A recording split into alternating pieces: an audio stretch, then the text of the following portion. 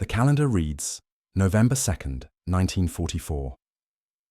Above the German countryside, the sky trembles with the distant roar of American heavy bombers. At the Brandis airfield, situated deep within the Reich's industrial heartland, something extraordinary is about to take flight. Lieutenant Günther Andreas stands before an aircraft unlike anything the world has ever witnessed.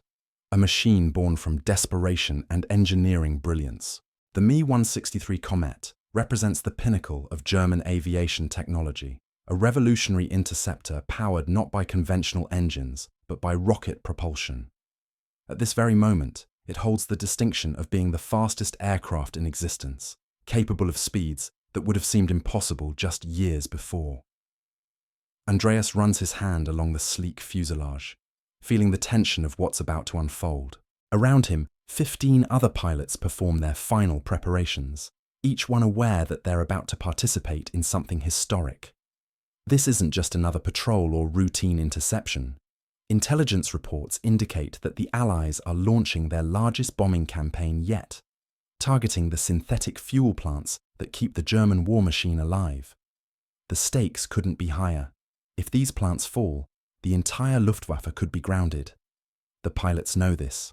They understand that today, they're not just defending a location.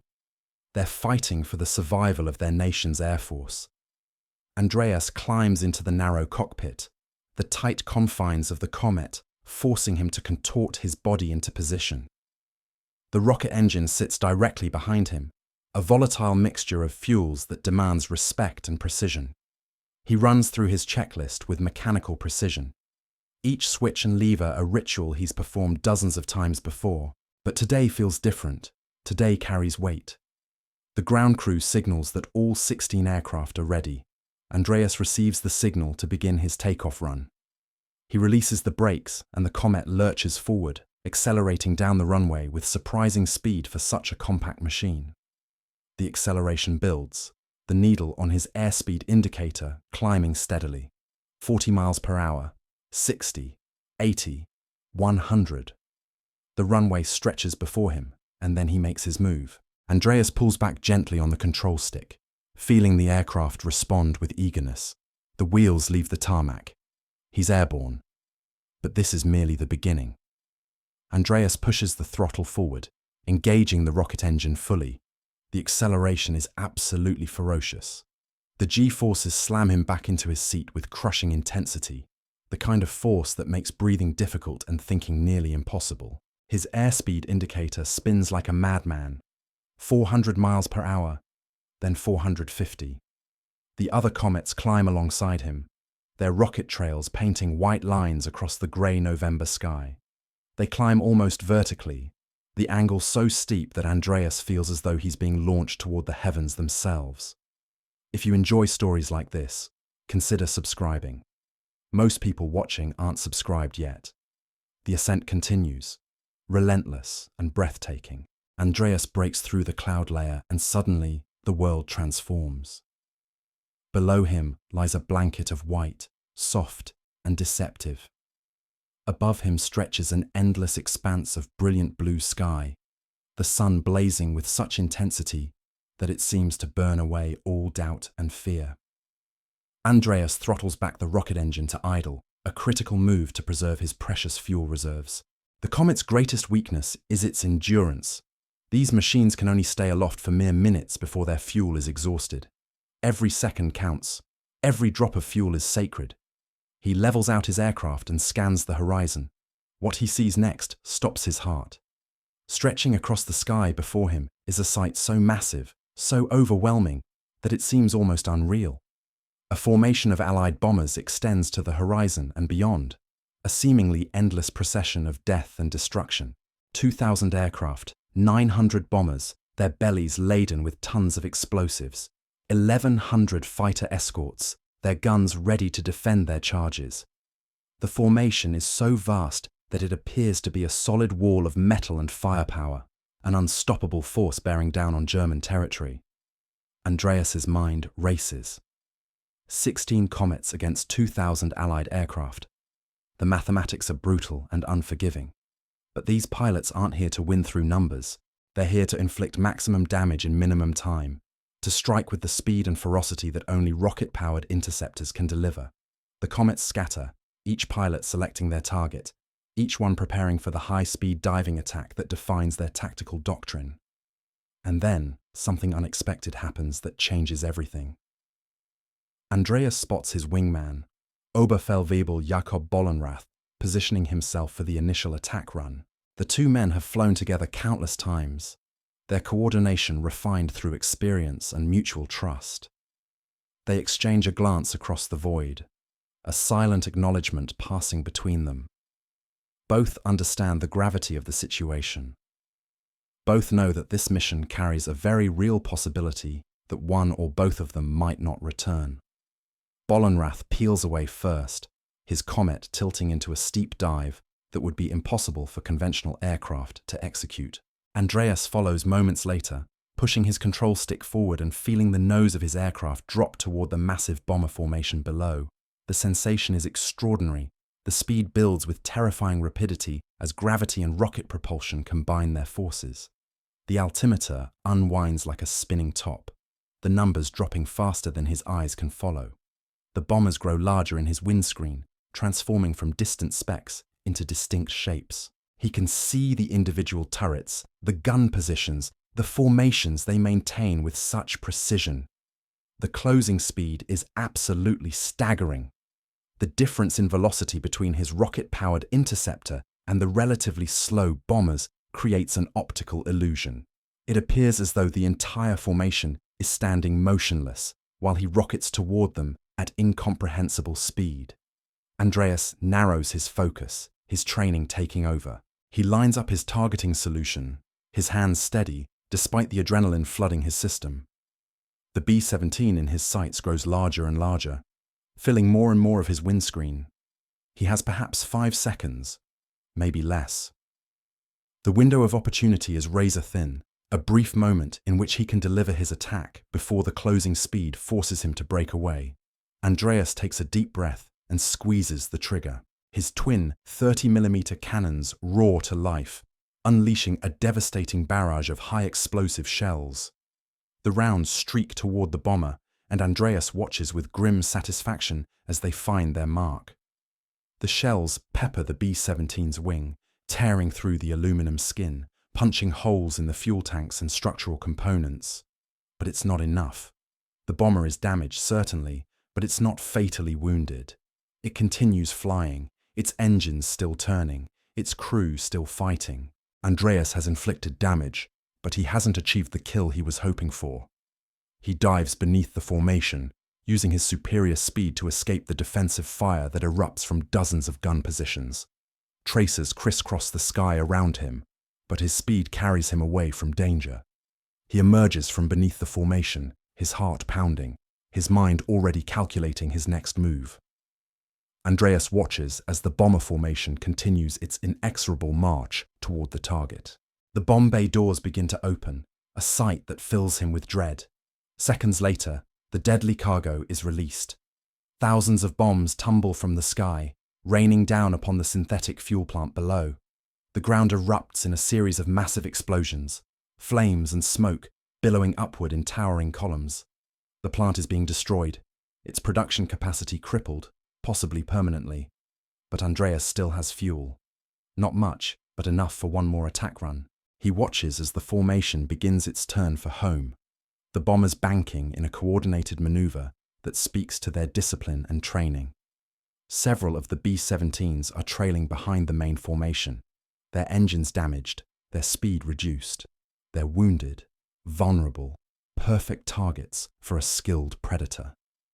Andreas makes his decision. He turns back toward the formation, positioning himself for another diving attack. He throttles back his engine to idle, a critical fuel conservation measure. The comet glides through the sky, descending gradually toward the bomber formation. The massive silhouettes of the B-17s loom above him as he positions himself directly beneath his target. The bomber is damaged from his previous attack, its right wing trailing smoke. It's the perfect target. Andreas takes a deep breath, steadies his nerves, and pushes his throttle to maximum power. The rocket engine ignites with a roar that seems to shake the very fabric of reality. The acceleration is absolutely brutal, the G-forces crushing him back into his seat with such intensity that his vision begins to tunnel. The comet accelerates to nearly 600 miles per hour, burning through the last reserves of its precious fuel in a desperate bid to close the distance and deliver a killing blow. Andreas pulls back on the control stick, angling his aircraft upward, attacking from below where the bomber's defensive fire is weakest. But what happens next will test every ounce of his skill and courage. The B-17's ball turret gunner sees the comet coming. The gunner swiftly rotates his turret, bringing his twin 50 caliber machine guns to bear on the incoming threat. Andreas sees the movement and knows he's been spotted. He lines up his targeting solution, his crosshairs settling directly on the bomber's vulnerable underside.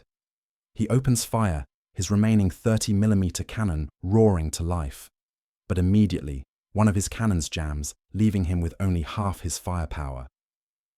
At the same moment, the ball turret gunner manages to bring his machine guns onto an intercept course with the comet. The two men trade fire, a deadly exchange happening at speeds that make it almost impossible to comprehend. 50 caliber bullets zip through the air around Andreas, some missing by mere inches, others striking the comet's airframe with sickening thuds. Andreas holds his attack path, his sole remaining cannon continuing to hammer the B-17's underside with high explosive rounds. Then, the American gunner finds his mark. A 50 caliber bullet strikes the comet's canopy with tremendous force. The bullet punches through the transparent material, shattering it into fragments. The projectile continues its trajectory, streaking through the cockpit. Shrapnel explodes outward, and a piece strikes Andreas above his left eye, drawing blood. The bullet continues its path, punching through the metal plate behind him and penetrating the fuel tank. Andreas's confidence in his aircraft evaporates in an instant. The fuel tank behind him contains a substance infamous throughout the Luftwaffe for its volatile nature. A hypergolic propellant that can spontaneously ignite under the right conditions, and which has a terrible reputation for melting the skin of pilots, unfortunate enough to be caught in its flames. Andreas knows he's in mortal danger. He immediately breaks off his attack and dives away from the B-17 formation, desperate to put distance between himself and the bombers. Tracers zip past his canopy, but his superior speed carries him away from the formation's defensive fire. He escapes their grasp in a matter of seconds, but he knows his situation is dire. His aircraft is damaged, his fuel tank is compromised, and he's bleeding from a wound above his eye. Andreas knows his plane is likely to explode at any moment. He needs to get out, now. Andreas calmly but swiftly unbuckles his harness, his training overriding the panic that threatens to overwhelm him. He reaches for the canopy release, preparing to eject from his doomed aircraft. But the canopy doesn't move. It's stuck. Andreas tries again, pushing with moderate force, but the canopy remains firmly in place. He redoubles his efforts, pushing with all his might against the tremendous force of the airstream, holding the canopy down. The wind pressure at this speed is immense, creating a seal that seems impossible to break. "Damn it," he mutters through gritted teeth. "Come on, move, move!" His voice is strained, desperate. He fights the canopy with every ounce of strength he possesses, but it refuses to budge. The heat from the burning fuel behind him is increasing, bleeding through the seat, warming his back. Time is running out. Every second that passes brings him closer to the moment when the volatile fuel ignites in a catastrophic explosion. What Andreas doesn't know is that he's being watched. High above, in the cockpit of a P-51 Mustang, Captain Fred Glover has been observing the comet's struggle. Glover is the commanding officer of the 336th Squadron, an experienced pilot with numerous aerial victories to his credit. He's been tracking Andreas's movements throughout the engagement, watching as the German pilot attacked the bomber formation, watching as he was hit and damaged. "Got one," Glover says into his radio, his voice calm and professional. Intercepting. He sees the contrails of the damaged comet and makes his decision. He banks his Mustang to starboard, turning to intercept the stricken German aircraft. The P-51 is a formidable machine in its own right, fast, maneuverable, and bristling with firepower. Glover slides in behind Andreas's damaged Comet, positioning himself perfectly for a killing attack. Andreas sees the Mustang and knows he's in even greater danger than before. He gets back on the stick, pushing it forward in an attempt to dive away from his pursuer. The Mustang unleashes a fire hose of .50 caliber fire, the tracers streaking past Andreas's canopy. Glover roars by, his bullets missing by mere feet. Andreas punches his throttle to full power, attempting to escape. But nothing happens. The engine doesn't respond. He's out of fuel. The realization hits Andreas like a physical blow. His rocket engine is dead. He has no power, no thrust, nothing but the momentum of his dive to carry him forward. He looks over his shoulder and sees the Mustang turning back for another pass. The American pilot is lining up for a second attack run, and this time, Andreas has no way to evade. He tries the canopy again, desperation lending him strength he didn't know he possessed. But it's still not budging. He looks back up at the chilling sight of 6 deadly .50 caliber machine guns coming straight at him. The Mustang is closing in, and Glover holds the trigger down, raining hell upon the small winged rocket ship. The Comet sheds pieces like a bird molting its feathers. Entire panels peel away, revealing the machinery within. Glover's bullets pierce the Comet's fuel tanks, and the vapors ignite. A flame spreads across the Comet's underside, a hungry fire that grows with each passing second. Andreas turns his little plane upside down and dives, feeling his aircraft being shot up from underneath him. The Mustang turns to follow, staying hot on his heels as Glover fires a relentless onslaught of lead that peppers the small plane.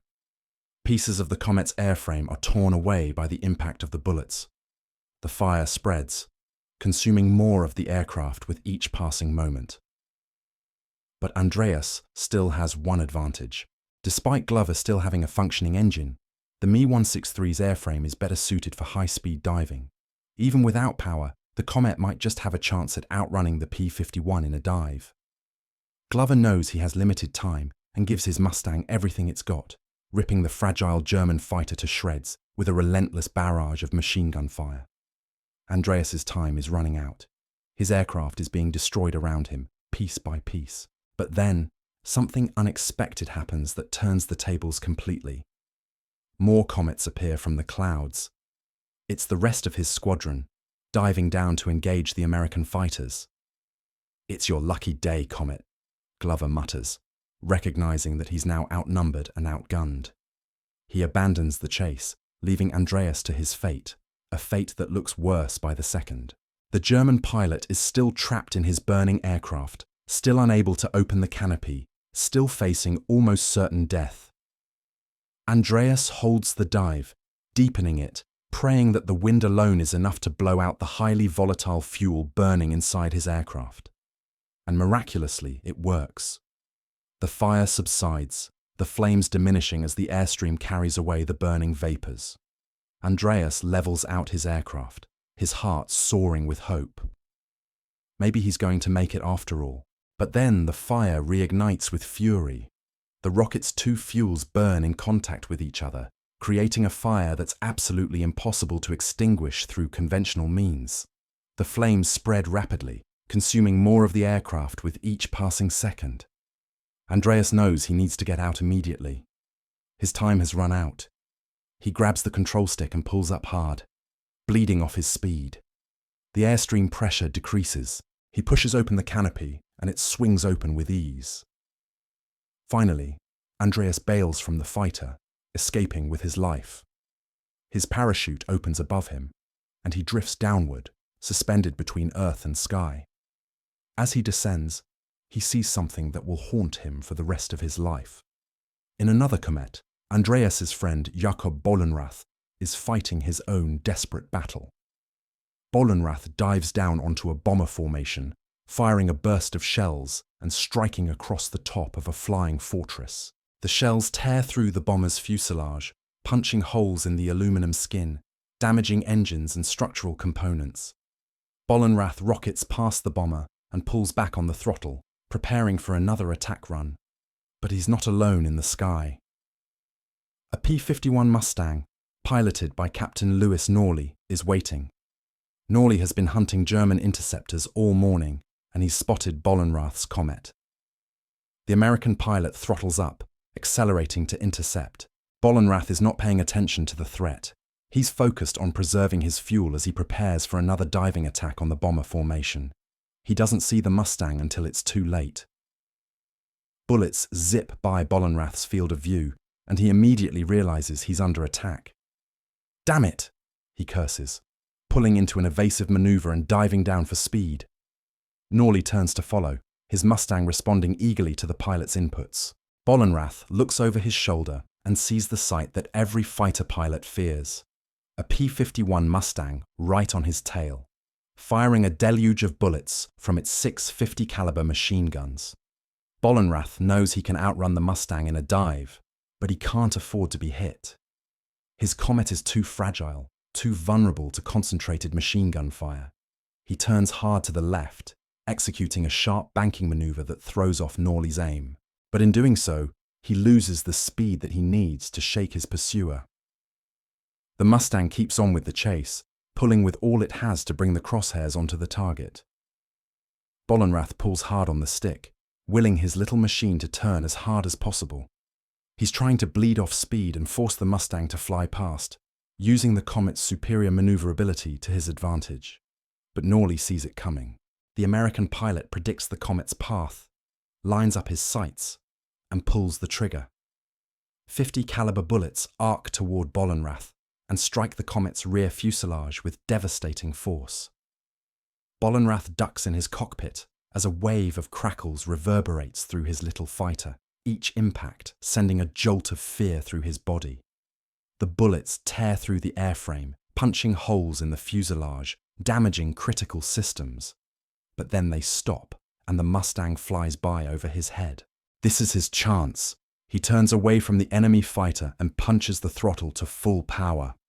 "It's time to get out of here," he says to himself, his voice steady despite the adrenaline flooding his system. But instead of the roar of the rocket engine, there's an immense bang. The engine is critically damaged by the American fire and has seized up completely. The rocket engine, the heart of the comet, is dead. No. Work. Work. You have to work. Bollenrath's voice is desperate now, all pretense of calm abandoned. With no time to think, he attempts to restart the engine, but it's no use. The damage is too severe. The engine won't respond to his inputs. "Work!" he shouts, as if sheer force of will could resurrect the dead engine. The Mustang turns back. Jacob sees it coming. There's nothing he can do. His aircraft is powerless, his options exhausted. Norley opens fire. 50 caliber bullets tear into the small aircraft from tail to cockpit, a relentless barrage of machine gun fire that tears the comet apart. Flames flicker from the bullet holes in the comet as it rolls over out of control, spiraling downward toward the earth below. And in that moment, everything changes for Andreas. In the other comet, Andreas is still fighting to escape his burning plane. The fire is spreading, consuming more of the aircraft with each passing second. "Damn it!" he shouts, pushing on the canopy with all his might, but it remains stuck. He fights it with every ounce of strength he possesses as he feels the heat of the fire bleeding through the seat, warming his back. The temperature inside the cockpit is rising rapidly. "Come on." His voice is strained, desperate. He's going to burn alive if he can't get out. "Move!" But then, the canopy briefly gives before getting slammed back shut. It dawns on him. It's the wind. The airstream pressure is too great when he's flying at high speed. But if he slows down, if he bleeds off his velocity, the pressure will decrease, and the canopy might open. He grabs the controls and pulls up hard on the stick, bleeding off his speed. The airspeed indicator drops. 500 miles per hour, 450, 400. The pressure decreases. He pushes open the canopy, and it swings open with ease. Finally, Andreas bails from the fighter, escaping with his life.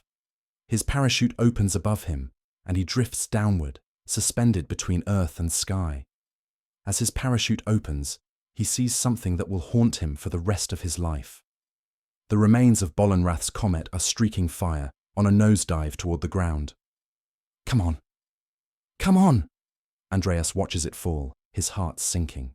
"Get out!" he shouts, as if his voice could somehow reach his friend, as if his words could somehow save him. There's no parachute. Jakob Bollenrath never escaped his plane. He lost his life in the battle, his aircraft crashing to the earth below in a ball of flame and smoke. His was the last comet to be shot down by a P-51 Mustang. The battle rages on around Andreas as he descends under his parachute, but for him, the fighting is over. His mind is consumed by the image of his friend's burning aircraft spiraling downward. The knowledge that Jakob Bollenrath will never again walk the earth, never again laugh with his fellow pilots, never again experience the simple joys of life. The cost of this mission has been measured in human lives, and Andreas carries the weight of that knowledge with him. Lieutenant Gunther Andreas, Captain Louis Norley, and Captain Fred Glover all survived the war. They lived to see the end of the conflict, to return home to their families, to attempt to rebuild their lives in the aftermath of global catastrophe. But survival came at a price. For Andreas, that price was the loss of his friend, the knowledge that he had lived while others had died, the burden of survivor's guilt that would follow him for the rest of his days. The Me-163 Comet was indeed the fastest aircraft in the world at that time, a revolutionary machine that represented the pinnacle of German aviation technology. But speed alone was not enough. The Comet's endurance was limited, its fuel reserves measured in minutes rather than hours. Its pilots were brave, skilled, and dedicated, but they were also human, and humans have limitations that no amount of engineering can overcome. The mission on November 2nd, 1944, was the largest Comet engagement of the entire war. 16 rocket-powered interceptors against 2,000 Allied aircraft. The odds were impossible, the mathematics brutal and unforgiving. The Comets inflicted some damage on the bomber formation, but they could not stop the attack. The synthetic fuel plants were destroyed, their production capacity crippled. The Luftwaffe's ability to sustain its air operations was severely compromised. The battle demonstrated both the potential and the limitations of revolutionary technology. The Comet was faster than anything the Allies had in the sky, capable of speeds that seemed almost impossible. But speed alone could not guarantee victory. The Comet's short endurance meant that pilots had only minutes to find, attack, and destroy their targets before they were forced to return to base or bail out. The aircraft's volatile fuel made it dangerous to both the enemy and the pilot flying it. And the Comet's limited firepower meant that even successful attacks often failed to bring down their targets. In the end, the Comet was a machine born from desperation, a last-ditch attempt by a failing nation to regain air superiority through technological innovation. It was a magnificent failure, a brilliant engineering achievement that ultimately could not change the course of the war. The Allies had numbers, resources, and industrial capacity on their side.